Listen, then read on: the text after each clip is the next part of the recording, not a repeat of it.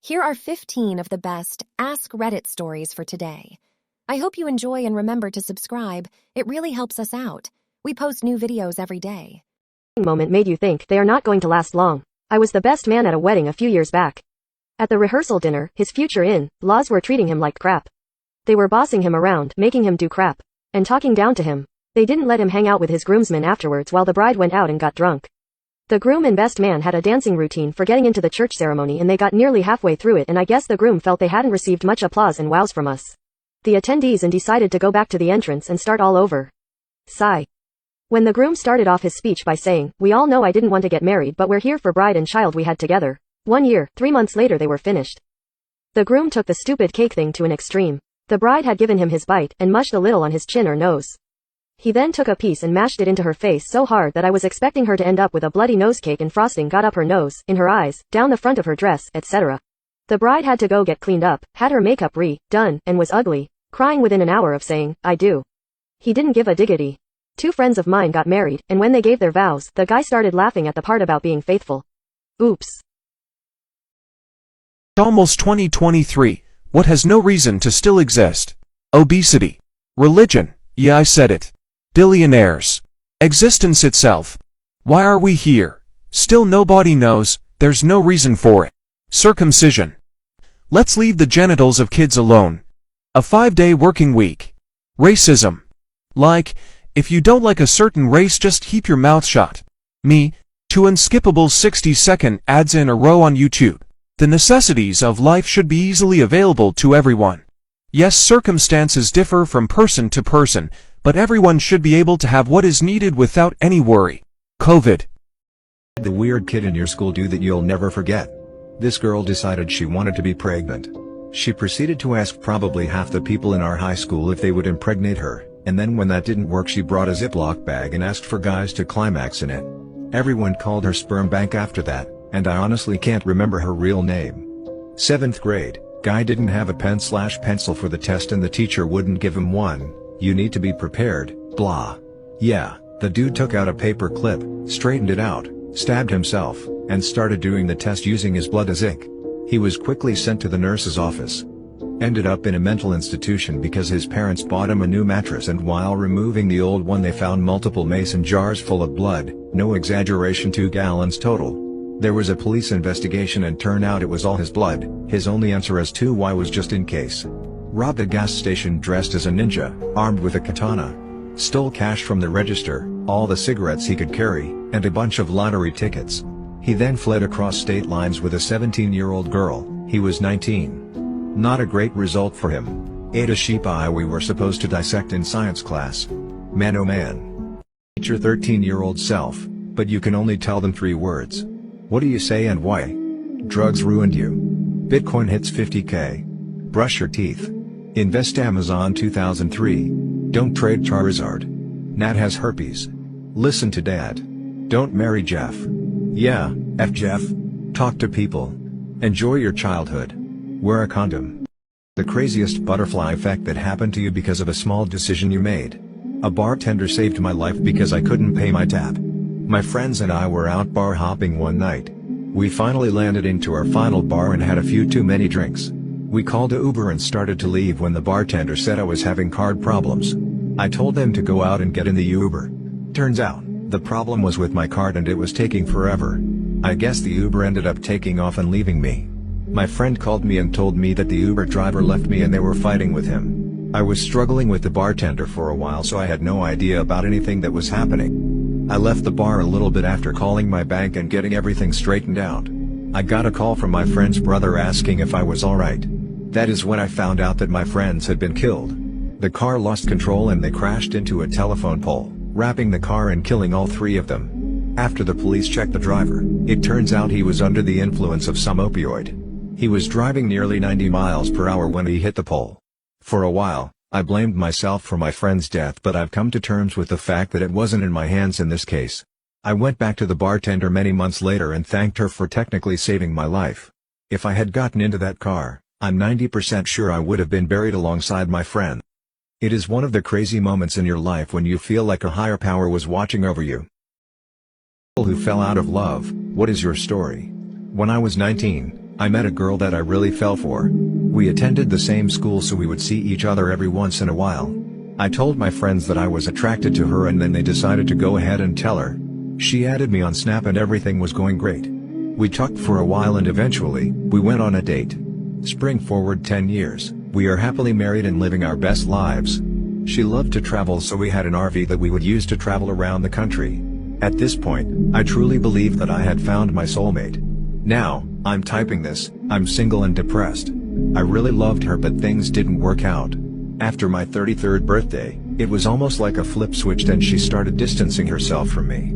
Up until this point, we had done everything together. We stopped carpooling to work, stopped traveling, stopped eating together, stopped everything we used to do. I talked with her about the problems I was noticing and she told me that her family was sick and it was bothering her. This was true, her mother was ill and would pass only a few months after. That was the breaking point. Once her mother passed, the relationship was over. I really tried to be there for her but it was impossible. She never talked, barely left the house, quit her job, and completely shut down. One day, she came into my office and handed me divorce papers. That was it. She never told me why. I truly believe she grew tired of the relationship and her mother passing was the breaking point. It hurts because I wanted to be there but I couldn't. What is one sexual lesson you've learned that everyone should learn sooner, rather than later? That it's okay to not want sex sometimes. I'm not broken, and if my partner can't accept that I don't want it right then, they're not meant to be my partner. If you've been chopping chilies, wash your hands well before you touch anyone's genitals.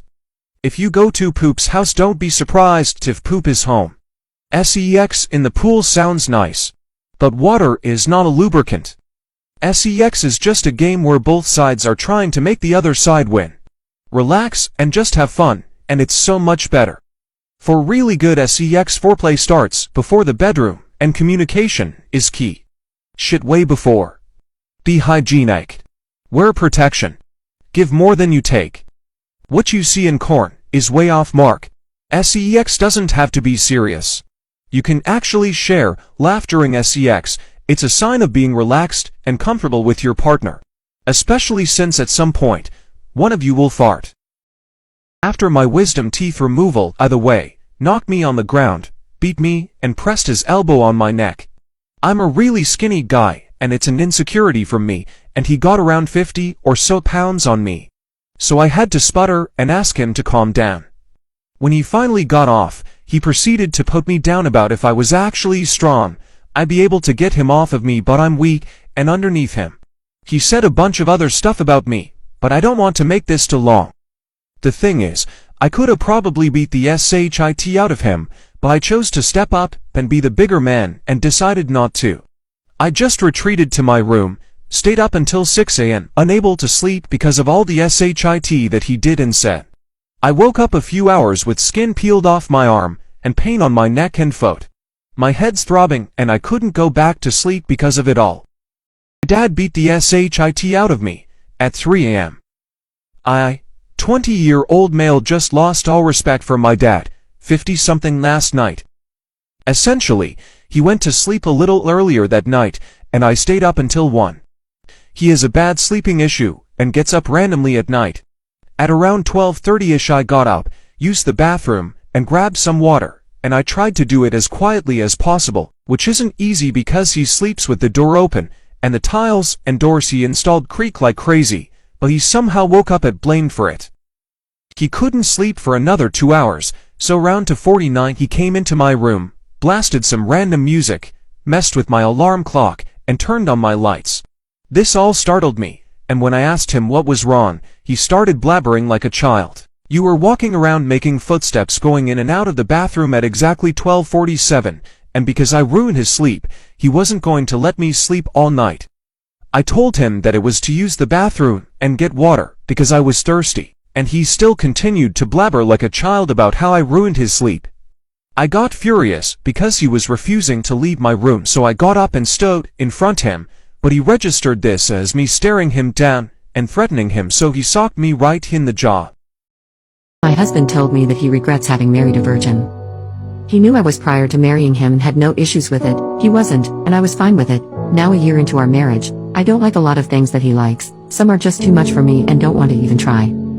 Last night, he wanted to have butt lovemaking. I told him I wasn't in the mood, and heard him murmur, "Dang, I knew I shouldn't have married a virgin." I asked him what he said and all he responded was nothing. I feel he resents me for not being into everything he's into. His lovemaking drive also higher than mine, although we do have a fair amount of lovemaking. It's not the first time we've had issues with it, but to hear him say that broke my heart. I had to sleep in a different room because I knew I was going to spend the rest of the night crying, and I did. He didn't even bother asking me about it. I love my husband, but I'm so sad to hear this from him. It was the moment you realized your significant other didn't care about you at all anymore. After we had our second daughter, my husband left when she was 2 weeks old to take a job in the family business in another state. This left me with a 2.5-year-old and a newborn at home to try and sell the house and pack up everything. At 44 days old, my newborn was diagnosed with RSV and hospitalized. Friends took our toddler and I spent all my time 24/7 in the hospital. It was a severe infection and several times the alarms went off and they had to intervene to keep her alive. The first 4 took 7 attempts and they ended up getting it into a vein in her head. I had no clothes or toiletries, but the nurses gave me scrubs and a patient hygiene kit. I begged my husband to come and be there with us, to help. He told me that the baby was well taken care of and he was too busy. I told him I needed him. He said no. He never came, even though it was a family-owned business and they all supported him taking time off. Once I brought our baby home, she had to have breathing treatments every 2 hours night and day along with suctioning. She also needed to eat and have diaper changes, plus I had my toddler, too. I honestly don't remember much about those few weeks. I lived on massive amounts of coffee and sheer determination. He soon became my ex. My girls are both happy, healthy and successful adults today. What is the most fucked up thing a person you know has done? My biological mother and I haven't been in contact for over 10 years. She was on the run because of child support. When I finally turned 18, my dad and social services finally talked all together discussing what she owed all those years. The first thing she said was she's 18. I don't have to pay shit. My dad and stepmom didn't know I was in the room. I have no love for her before this, but more so now. That was the first time I heard her voice in over 10 years. This one hurt the most, but she did a lot of despicable things. She let her BF at the time when she had me and my sister for custody, drug and molest me. Made me take cold showers if I told her what he did. I fended for me and my sister most of the time. Used us to steal from every store she went into. Told me my dad, who loved us more than the world itself, hated me and wish I was dead. A pile of dog shit is more productive than she ever had been or will be. She's done a lot more, but these stick out the most. You have the power to stop time. What's the first thing you do? Hopefully not realize that I can't start time again. Never be late for anything ever. Be amazing at everything. If you have infinite time to do anything, you take as long as you need to do something perfectly. Prank scare people by teleporting around. I actually think about this almost every day. I would love to have the ability to stop time, to be able to sleep 8 hours in 1 second and keep doing stuff 24 hours. Or maybe if I forgot to do something, I can freeze time, do it and then restart time and have it done. And sometimes freeze time to just take a moment, like a break from literally everything. Explore. Not like the wilderness or anything, but I'd suddenly become the main character and just invite myself into everyone's home and see what's going on in all forms of restricted areas. You'd be able to respond to any missing persons calls with ridiculous efficiency if you took the time to literally look everywhere. You could learn everything humanity has to offer in a perceived instant. You could shape the entire world in your image at the snap of your fingers. Hope you've got a steady moral compass.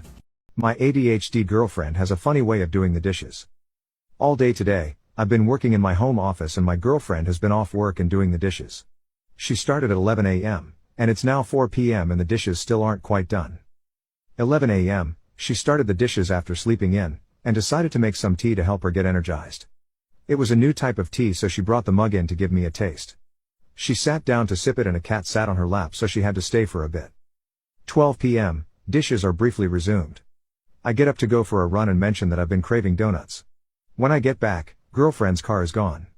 She returns shortly with coffee and donuts. 1 p.m., girlfriend eats donuts and drinks coffee with me. She returns to the kitchen to resume dishes, but instead organizes the tea shelf because we have too many teas. 2 p.m., girlfriend takes a shower and cleans the cat's litter box. Plays games in her phone for several minutes. 3 p.m., girlfriend empties dishwasher, takes out trash and brings in 4 bottles of wine that she forgot were sitting in her car. 4 p.m., I'm about to get off work. Girlfriend is still doing dishes. It may have taken her 5 hours, and the dishes might not ever get totally done, but wow, do I appreciate the effort she's making and all she does for me. Straight man of Reddit, what instantly makes a woman unattractive? When women say I'm a bitch, it's just who I am. Or it takes a special man to handle me. Like you're grown. Handle damned self. Red flags all around. Being mean to animals.